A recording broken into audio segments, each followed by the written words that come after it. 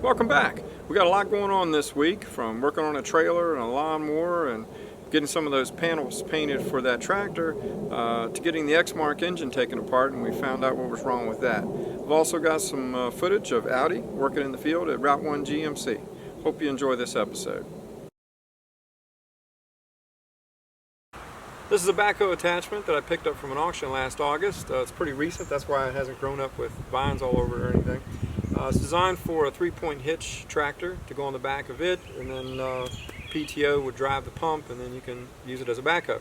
The problem is, with all the tractors I have and the couple that have 3-point hitches, none of them are big enough to support this machine. So I've got plans for it, a pretty cool idea that we're going to do, and you guys will follow along with that hopefully. But what we're going to do first is hook up one of my tractors to the pump and the PTO to make sure that it does function. Once we know that it is worth working on and worth getting going, then we'll build a rig for it.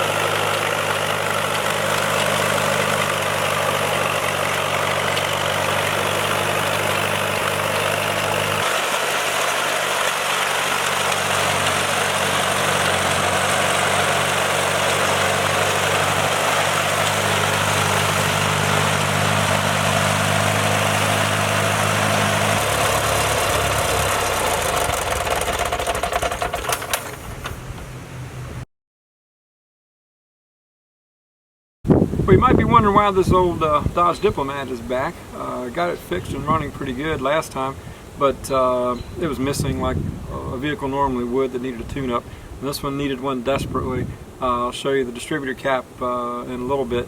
But we did plugs, cap, rotor wires and everything, and definitely needed it. It runs better now. And there's another reason I'm doing this for this guy, and I'll show that to you very soon. And why I agreed to help him out with this old car. I don't know if you can see how bad it really is inside that cap. It is really corroded. One of the worst ones I think I've seen that was still running as good as this one did run. But the new cap and everything on it now, she definitely runs better. And I think he'll be very pleased with it when he gets it back. This is what I repaired that old car for. I'll explain more about it once I get it out of here. This is an Oliver 70. It don't look like much, but I have an Oliver 70. It needs a couple of parts. And there's a couple of parts on here that'll work just fine for me. Especially that wheel right there. I am in need of a wheel. So we'll get on back to the house and figure out what we're going to do with it at some point.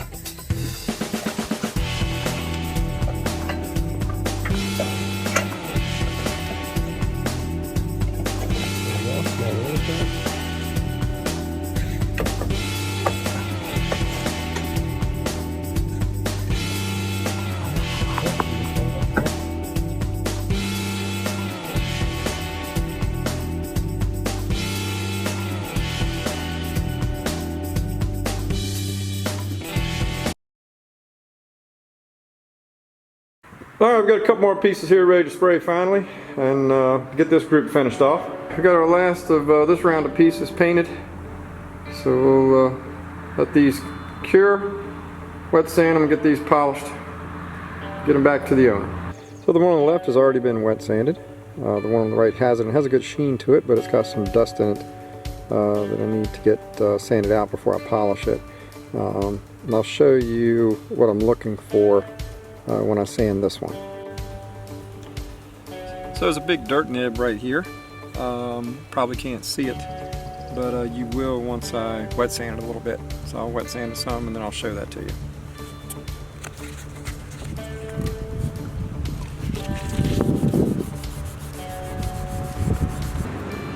Using 2000 grit. I'm not sure, hopefully you'll be able to see that right there at the end of my finger.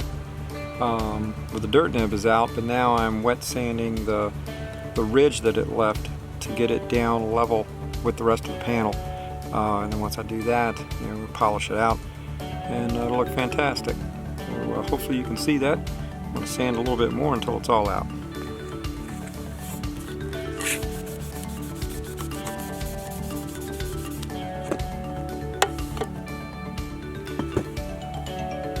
Just about gone. There's just a little bit right there, which will probably come out with the polish, but I just soon get it all out now. Almost 100%. We're not seeing anything on the sandpaper to show up as white. That means it's clear. If I see red, that means I've gone too far, and then I got to redo the panel over again. But this is going to be good. Doing a little work on the deck to one of my mowers. The spindle shaft on this one is pretty shot, as you can see, so we're going to pull it apart and see what we need to do. Probably replace the entire spindle. Should be repairable though. This thing cracked up in several pieces. There's not much repairing to that, so we're going to see what some spindles cost and get this deck back in order. I'm mounting a spare tire for my construction trailer, and wouldn't take air. There's a lot of different tricks you can use to get these things aired up, but in this case we're going to use a ratchet strap to get it to air up. So what we've done is we've wrapped the ratchet strap around the tire, and by tightening it up it forces the beads out a little bit so that they'll make contact against the rim, and then hopefully it should air up.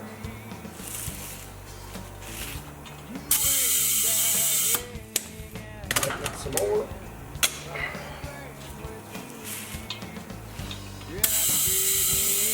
What I'm going to do now is take the core out of the stem. That'll allow the air to go in much faster, and that could solve our problem.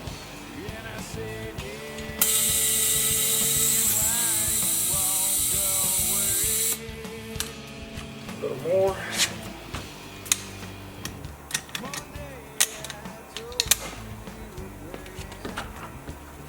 These are 24-ply tires, so they're pretty rigid. Takes a lot of pressure to make them bead. There we go.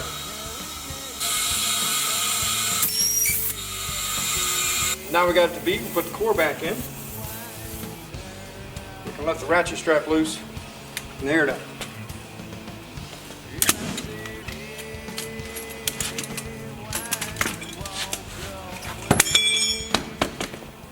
There's a farmer down the road from me that uses this piece to run his grain elevator to fill his silo. The outside diameter of the shaft there is pretty worn out, so we're making a collar to fit over this to put into place to bring the diameter back to a 1/2 inch so he can use it. We've got the lathe set up so we can machine the inside of that spacer so we can get it to press fit on to that shaft.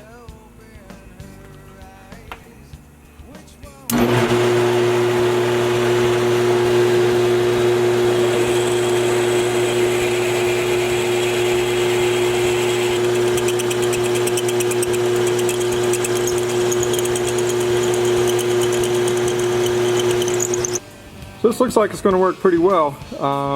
This barely goes on. A little bit of deburring on the original shaft piece. I think I'll be able to press this on. Still going to weld it, but it's going to be extremely tight and be the right diameter that he was looking for. I decided to take a little bit more out of it instead of having it press fit. I was worried that when I pressed it on that it may split. And knowing that I was going to weld it anyway, I machined it to the exact size. So now we've got our 1/2 inch outside diameter, matches that diameter, so it brings everything back to its normal size. So we'll tack weld this on the end. I'll buttonhole weld the tip, and this should last him for a long time. So I'm doing the bearings in this trailer. Trailer bearings really ought to be done every year, especially if they're used a lot. I haven't used this trailer in a while, but I'm going to probably pretty soon. So I want to make sure that I get the bearings all done on this. I just mounted 2 new tires on the wheels, so this is a perfect time to have the bearings done. Lock off of there. Move the nut off. Take the spindle off.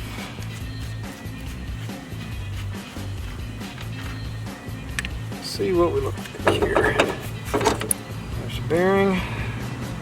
So after getting this apart, you see the inner race there is looking a little corroded, and then the bearings here, not much different. I can put these back into service, but I don't feel confident doing that, so I'm going to get new ones. I'm Alejandro Galeno, an Auto 3 student, and today I'll be making a custom jacket. I'll be replicating this design that I painted a few months ago and walking you through the process of how it's created.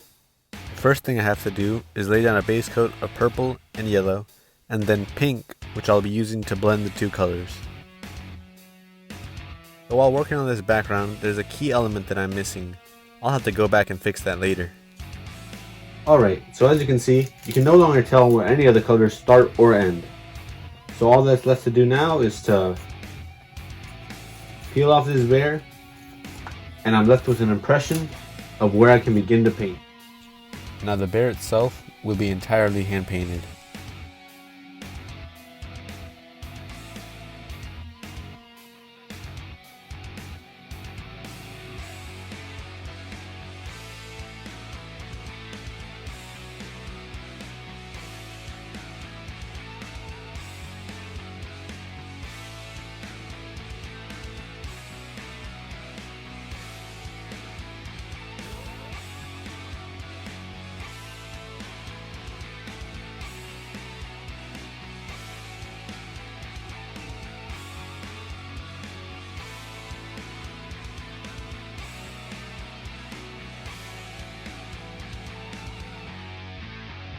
Now for the outlines, which will finish up the character.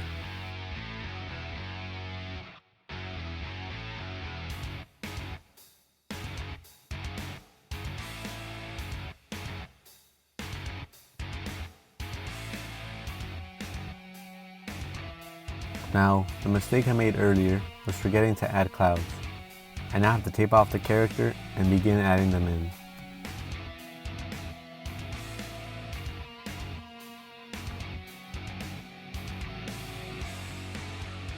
The final element to be added is a few rings. I'm adding those in right now.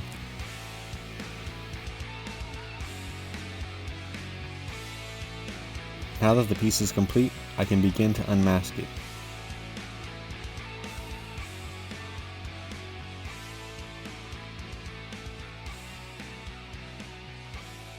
And there you have it, a quick rundown of how I make my jackets.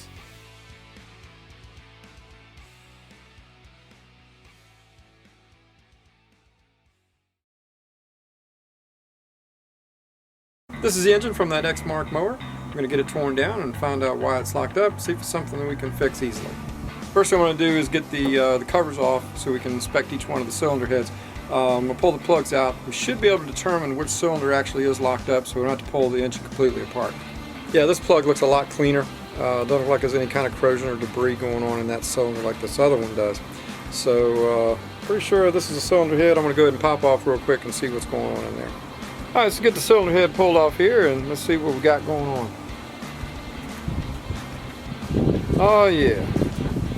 See in there's quite a bit of scale, definitely some rust inside of there. So we're going to we have to pull this piston out here, so the crankcase is coming apart. But I think this is going to end up being our problem. We get this cylinder, this side of the engine straightened out, and I think the rest of it will be okay. So this is pretty much what I expected. I was able to roll the engine down just a little, get the piston down in the cylinder, and you can see where it's nice and clean. We get this rust cleaned out of here in the scale and brush on it. And head gasket, I think we're going to be good. I don't think I'm going to even pull the jug on this thing. I think we're going to be okay. So you can see the cylinder already looks a lot better than it did, but I still need to hone it. But I'm pretty sure we can get this thing running again. Alright, so we've got a little XR50 here, belongs to my twins. I haven't ridden it in a while. Didn't seem to be interested, but need to get it running, whether they decide they want to ride it anymore or whether I get rid of it. Right now it only runs on full choke, so idle circuit, the pilot circuit's plugged. So we're going to take the carburetor off and get it cleaned up and see if we can get it running correctly. The carb's cleaned up pretty good now. We've got our emulsion tube cleared out, our pilot screw cleaned pretty good and floating off, so put this thing all back together and it should definitely run better.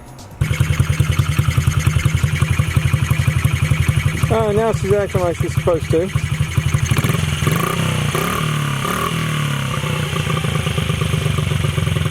Put the tank cover and seat back on and be ready to go.